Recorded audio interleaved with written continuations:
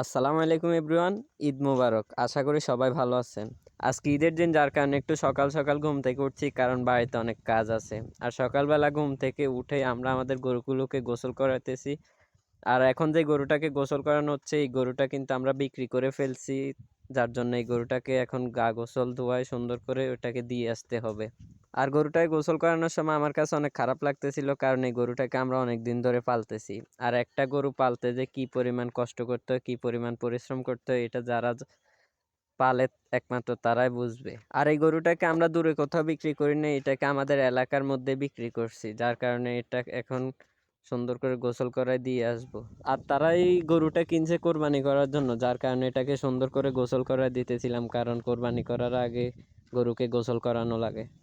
আর আমাদের গরুটাকে আমরা অনেক যত্ন সহকারে পালছি, যার কারণে আজকে এটাকে বিক্রি করে অনেক খারাপ লাগতেছিল। তারপরেও কিছু করার নাই, বিক্রি যেহেতু করে ফেলছে, এটাকে তো এখন দিয়ে আসতে হবে। তো গরুটা বাইরে আসার পর অনেক লাফালাফি করতেছিল, কারণ আমরা এই গরুটাকে কখনোই ঘরের বাইরে নেই নাই। তো আজকে হঠাৎ করে ও বাইরে আসার পরে অনেক সমস্যা করতেছিল, অনেক লাফালাফি করতেছিল। তারপরেও আমি আর আমার ভাই মিলে গরুটাকে দিয়ে আসতেছিলাম। আর ওকে বাইরে আনার পর ও এত বেশি লাফালাফি করতেছিল যে আমাদের ধরে রাখতেই কষ্ট হচ্ছিল, কারণ ও কোনো সময় বাইরে আসে নাই। তো আজকে হঠাৎ করে বাইরে আসার পর ও এত বেশি লাফালাফি করতেছিল যে ধরে রাখাই সম্ভব হচ্ছিল না। তারপরেও অনেক কষ্ট করে ওকে নিয়ে গেছিলাম। তো গরুটাকে এখানে বেঁধে আমরা এখন বাড়িতে চলে যাব, কারণ আজকে ঈদের দিন, আবার ঈদের নামাজে যাইতে হবে, যার কারণে আমার বাড়িতে আরো কাজ আছে, গোসল করতে হবে, ঈদের জামাতে যাইতে হবে।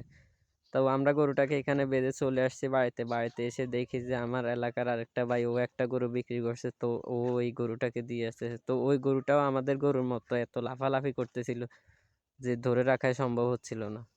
তো এরপরে গোসল করে আমরা বের হয়ে গেছি নামাজের উদ্দেশ্যে, কারণ আজকে কোরবানির ঈদ, তো এই সময় নামাজ একটু সকালবেলায় দাঁড়ায় যায়, যার জন্য আমরা সকাল সকালে বের হয়ে গেছি নামাজের উদ্দেশ্যে। আমি, আমার ভাই, এরপর আমার আরো একটা বড় ভাই, আমরা তিনজন মিলে যাইতেছিলাম মসজিদে। আর আমরা তেমন দূরে যাই না, আমাদের এলাকার পাশে একটা মসজিদে নামাজ পড়তে গেছিলাম। তো তারপর আলহামদুলিল্লাহ নামাজ পড়ে বের হয়ে তাড়াতাড়ি আবার চলে আসতেছি বাড়িতে, কারণ বাড়িতে কাজ আছে, যার জন্য কোনো জায়গায় দাঁড়াই নাই আজকে। যাই হোক, তারপর বাড়িতে এসে আমরা গরু টরু জবাই করছি, এরপর সকল কাজকর্ম শেষ করছি, করে গোসল টোসল করে আসছি এখন খাওয়ার জন্য, কারণ সকাল থেকে তেমন কিছু খাওয়া হয় না, যার কারণে অনেক খিদে লাগছে। আর আমাদের সাথে আমার ভাতিজা আসছে, দেখেন ও একটু আপনাদের সাথে দুষ্টামি করতেছে, আর আমরা এখানে এসে বসে আছি, কারণ আমাদেরকে এখন নাস্তা দিবে, তো আমরা ওই নাস্তাটা খাওয়ার জন্য অপেক্ষায় আছি। আর কোরবানির ঈদের দিন নাস্তা মানে গোস্ত রুটি, যেটা আমি অনেক বেশি পছন্দ করি, কিন্তু বেশি খাইতে পারি না। তারপরেও বসে আছে, যেতটুকু খাইতে পারি অতটুকুই খাওয়ার চেষ্টা করব। আর আমার সাথে আছে আমার ভাই, এরপর আমার আরো একটা বড় ভাই, আমার ভাতিজা। তো এরপর আমাদেরকে নাস্তাগুলি দিছে, ওরা খাইতেছে আর আমি একটু ভিডিও করতেছিলাম। মোটামুটি অনেকগুলো রুটি দিছে, এরপর মাংস দিছে, তো বলছে যে যেতটুকু খাইতে পারো অতটুকুই খাও, কোনো সমস্যা নাই।